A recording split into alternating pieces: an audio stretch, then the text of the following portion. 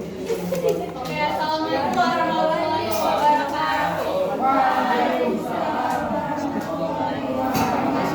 Baik, selamat pagi teman-teman. Terima kasih sebelumnya sudah dapat hadir pada hari ini. Hari ini kami akan mempresentasikan mengenai model komunikasi. Sebelumnya izinkan kami untuk perkenalan lebih dahulu. Saya Mas Ayu Putri Farika sebagai moderator dan rekan-rekan saya Raza Izzara. Saya Muhammad Rahmat Alvero. Baik, saya akan menjelaskan mengenai model komunikasi.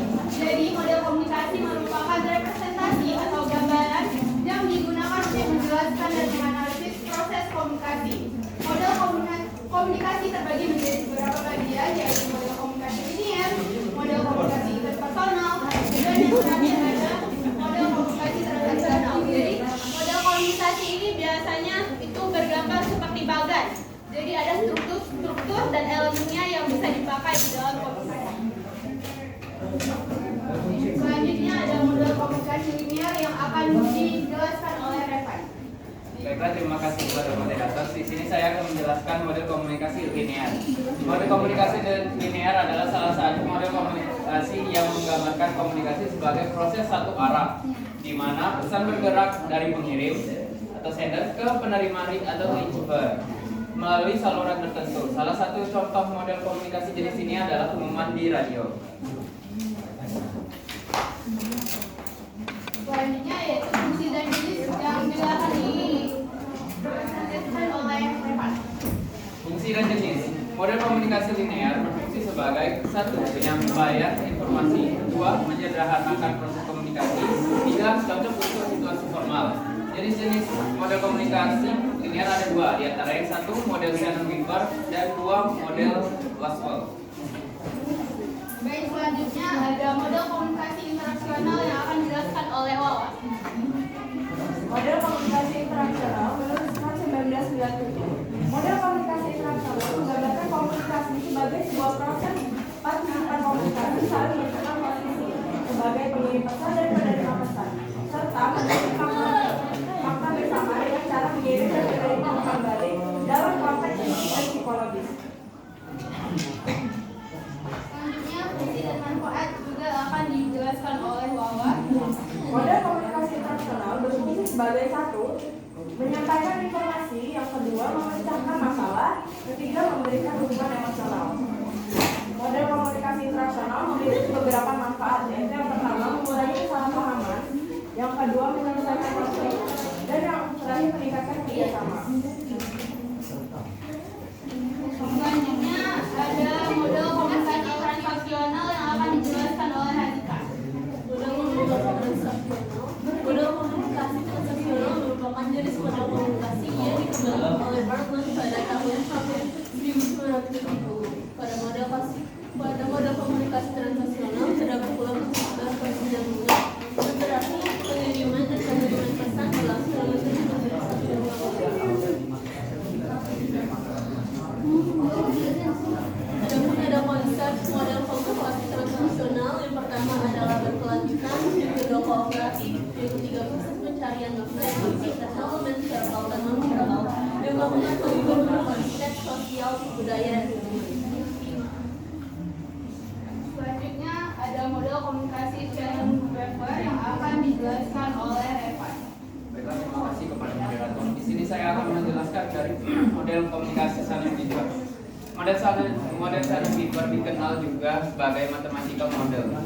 Model ini memperkenalkan konsep gangguan atau noise dalam komunikasi. Model ini terdiri dari 6 elemen utama, yaitu source, transmitter, channel, receiver, destination, dan noise.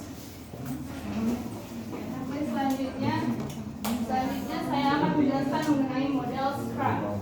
Model ini pertama kali diperkenalkan oleh Wilbur Scrum pada tahun 1954. Model ini menggambarkan komunikasi sebagai siklus yang melibatkan dua pihak, yaitu pengirim dan penerima, yang saling berinteraksi. Terus ada elemen utama dalam model komunikasi Scrum ini. Yang pertama ada sumber atau source, orang atau pihak yang menyampaikan pesan sumber memiliki informasi atau gagasan yang ingin disampaikan. Yang kedua ada penyandingan atau encoding, yaitu proses mengubah gagasan atau informasi menjadi simbol-simbol, yaitu kata-kata, gambar, atau sinyal yang bisa dipahami oleh penerima.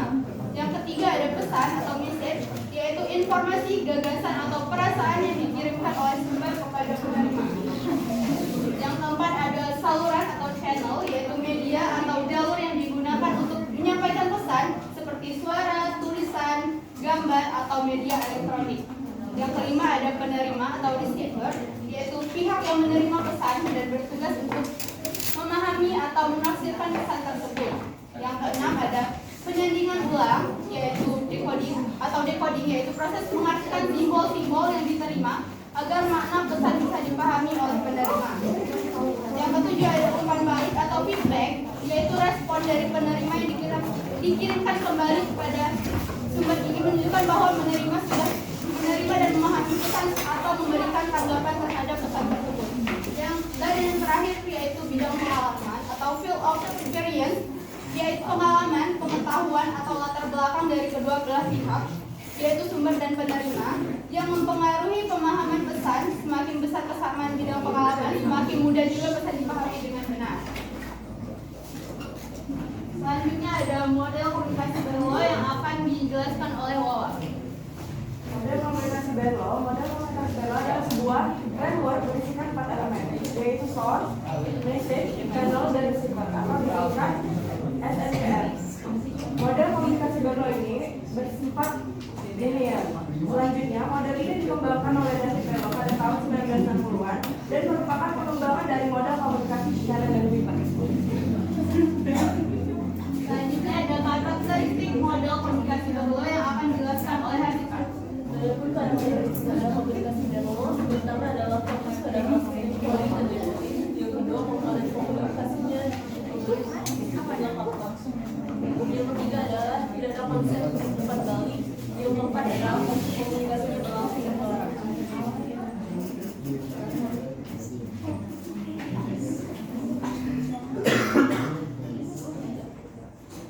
Baik, sudah selesai materi yang kami sampaikan. Apakah ada yang ingin bertanya atau memberikan kritik maupun saran? Kami akan membuka satu sesi dan cuma ada 2 pertanyaan. Saya hitung dari 1, 2, 3. Mas, ada lagi? Ada lagi yang lain? Oke, Mas.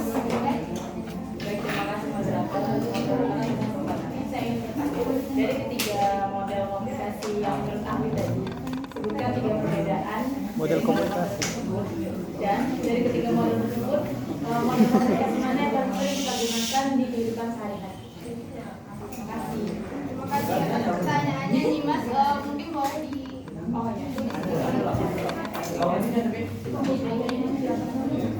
Oke, mungkin ada lagi yang lain. 1 pertanyaan. Mau nanya nggak saya? Nggak mau. Baik.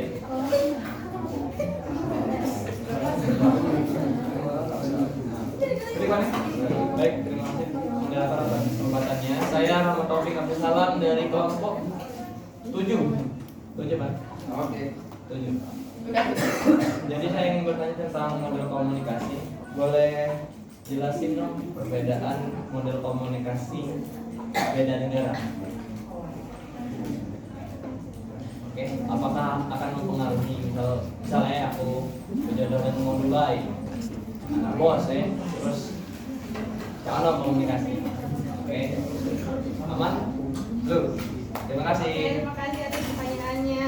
Mas dan Al, mungkin kami akan diskusikan terlebih Oke, dahulu ya. siap. Oke, siap. Kami akan menanti. Tinggal mencari kembali. Baik teman-teman, dari pertanyaan awal tadi akan dijawab oleh Wawa. Kepada Wawa dipersilakan. Oke, jadi sini saya akan menjawab pertanyaan dari Alam, yaitu apakah model-model komunikasi akan mempengaruhi komunikasi dengan 2 negara berbeda? Iya, model komunikasi dapat mempengaruhi cara komunikasi antar komunikan dari 2 negara yang berbeda. Karena setiap negara memiliki budaya, bahasa, norma, dan cara berinteraksi yang berbeda. Sehingga model komunikasi yang digunakan perlu disesuaikan untuk memastikan pesan yang disampaikan dapat diterima dengan baik. Ada pula beberapa faktor yang mempengaruhi, yaitu perbedaan bahasa, konteks budaya, perbedaan dalam saluran komunikasi, perbedaan dalam pemahaman nonverbal atau bahasa tubuh dan ekspresi wajah, terus model komunikasi yang digunakan. Apakah puas? Puas sekali. Apakah ada yang ingin menambahkan atau menyangkal? Oke, baik. Langsung kami lanjut saja. Pertanyaan dari Nyimas akan dijawab oleh Revan.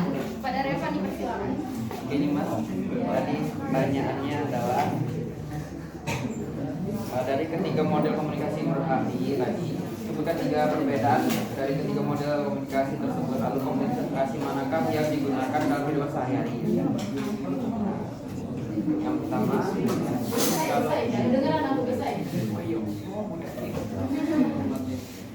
satu, struktur model Shannon dan Whisper itu bersifat linear dan teknis.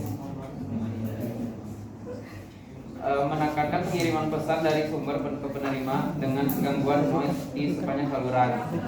Yang kedua, fokus pada umpan balik. Shannon dan Whisper kurang memperhatikan umpan balik, sementara Barrow dan Schramm lebih menekankan pentingnya umpan balik dalam proses komunikasi.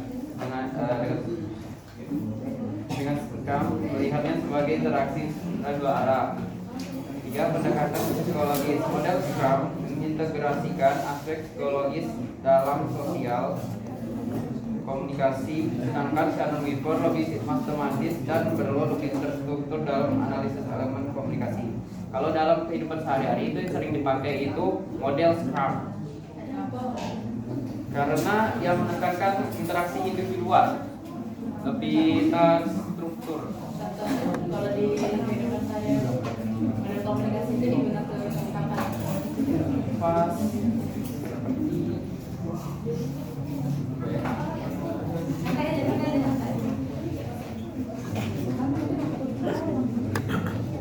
Karena mungkin aku mau menambahkan ya, karena mungkin model Scrum ini kan dia lebih ke ada respon.